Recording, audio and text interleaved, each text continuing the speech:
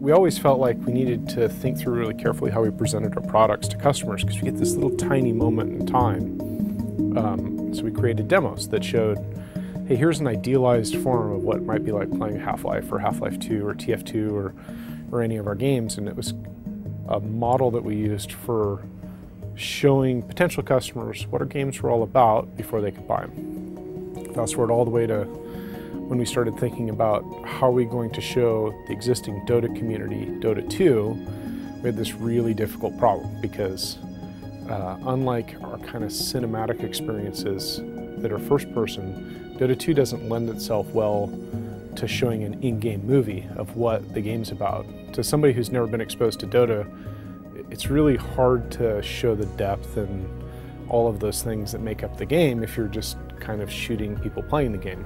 And then, we had some other issues, like there's this existing Dota audience that we want to make sure that they know that we know what they want, that we're doing the right thing and we weren't kind of just a bunch of jokers that were showing up to build a Dota game.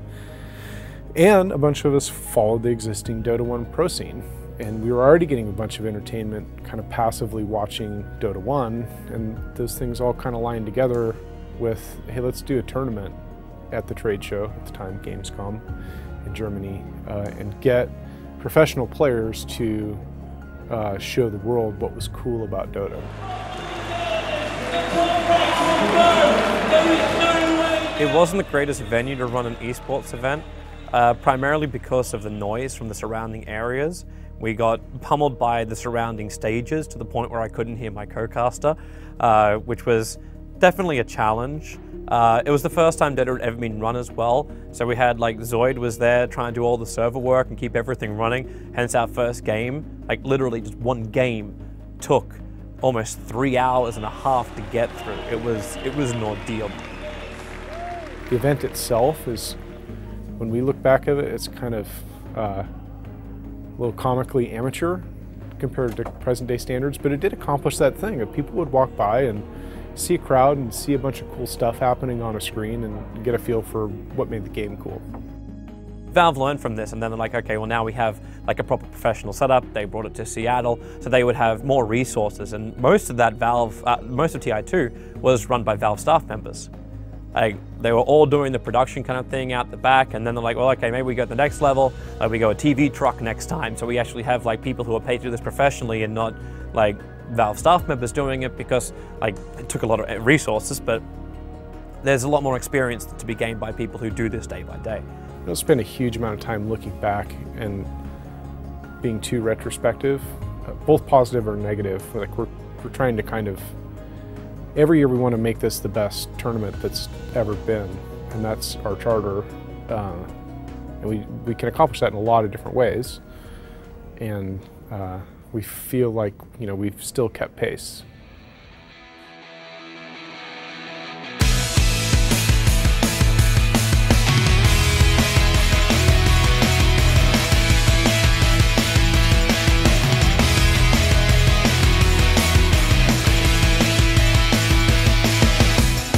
What it all comes down to at the International is the people.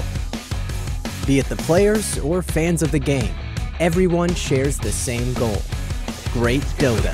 FY jumping forward, he's on Supernova! He's gonna be able to pop that one! And Cloud9, they can't actually stop it! Vincire's gonna go down! He's trying to zip forward, he's only got a little bit of mana. Oh, you wanna go? Oh my god! The Natus has gone for more! He's looking for Silent! He's gonna get it! What? Oh my god! Between 2011 and 2015, a lot has happened, and Valve improved the event experience step by step in every aspect. From the viewer experience inside the arena, over to the sheer size and quality of production, the wishes of the Dota 2 community have been heard.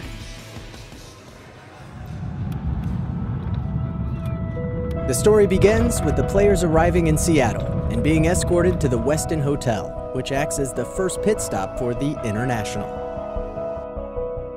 From the transportation to the hotel rooms over to the catering, all the needs of the players and external staff are lovingly taken care of by Valve. During the group stage, where the teams battle for a higher position in the main tournament, Valve sets up shop inside the hotel, installing individual tournament rooms as well as the broadcasting studios. In order to bring the viewing experience as close to the fans as possible, Dota personalities from all around the world are hired to help out with the production. World-renowned hosts, analysts, commentators, even live production crew is flown in from Russia, China, the USA, or Europe, all to guarantee an experience that is on eye level with the fans. But not only the experience for the viewers has improved, Valve takes great measure to ensure that the players get everything they need. Drinks, snacks, and other amenities are provided on every floor of the hotel. Each team is given their own dedicated training room to prepare and discuss strategies. To shorten the time between matches, the gear of each player is collected, labeled, and locked up, just to be taken out and set up shortly before each match to guarantee a flawless transition from game to game. The primary reason why Valve collects all of the players' hardware and stuff is because it's very unreliable to say to a player, can you bring this in? It's an uncertainty. Like when you have a LAN event, you try and remove everything that could possibly go wrong with the simplest possible procedure you can get. So what you do is you basically take away all the peripherals, which is normally the biggest time loss in between games. So it's the peripherals and the user settings. So by having a hard drive, you have exactly what the user wants. He'll log onto the computer and it'll be like what any computer he goes on, they're all identical. Slip the hard drive in. His setup is set up perfectly. It's going to reposition his mouse and keyboards, the only thing he's going to do, but everything is set up.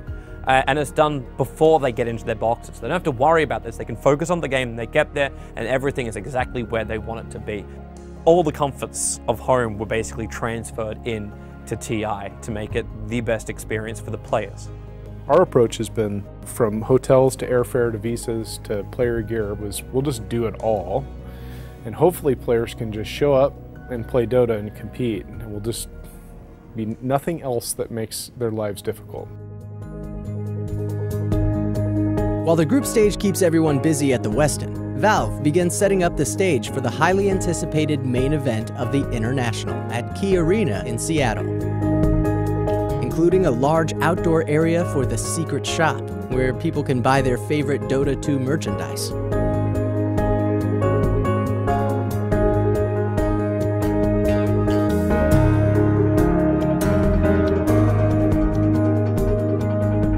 Even a massive screen is placed outside for people to watch games when they are standing in line, or simply want to sit down and relax in the sun. A lot of the Dota magic happens inside though. Over 17,000 fans from all around the world gathered to watch their favorite teams and players compete for more than $18 million in prize money. I actually like that, players could feel a little suffocated down there with this crowd on top of them, because they're athletes and pressure is, how they deal with pressure is something that I think a lot of fans get a lot of entertainment out of.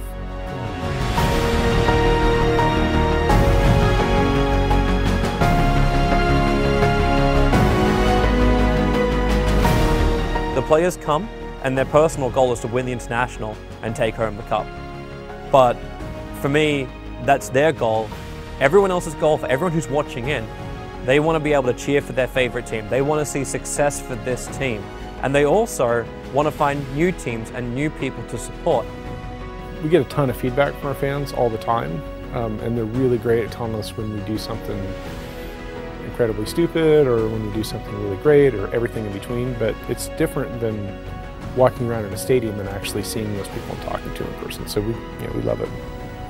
Over the past years, not only the fans, but everyone at Valve have gotten emotionally attached to this fantastic event that takes place once a year and marks the World Championship of Dota 2. The champions of the International! They did a great job moving forward. I'm interested to see where they go next, TI, of course. But for now, every step has been a good step forward. Seeing the opening the other day, gave me chills, probably just like for a lot of the people in the stadium. I love hearing the crowd get fired up about big plays. Every single person in that arena blows anything else you can imagine out of the water. It literally is on par with something like the Super Bowl in terms of how people react and how excited, and just the place pulsated with this love of what we were doing. And there was a distinct feeling that we were a part of something special, that we were a part of history. And it's something I would never trade away, and I know no one that was in that arena would ever trade away for anything.